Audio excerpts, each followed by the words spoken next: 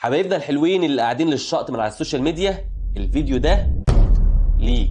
لو اي حد بعت لك اي رسائل على وسائل التواصل الاجتماعي فيها اي تلميحات جنسيه، تخلي المحادثات دي عندك، او عن طريق مكالمات تليفونيه فيها ايحاءات جنسيه، يا تسجلي له المكالمات او تحتفظي بالرسائل اللي هو باعتها لك، وعلى الفور تروحي تعملي له محضر تحرش الكتروني في بحث تكنولوجيا المعلومات.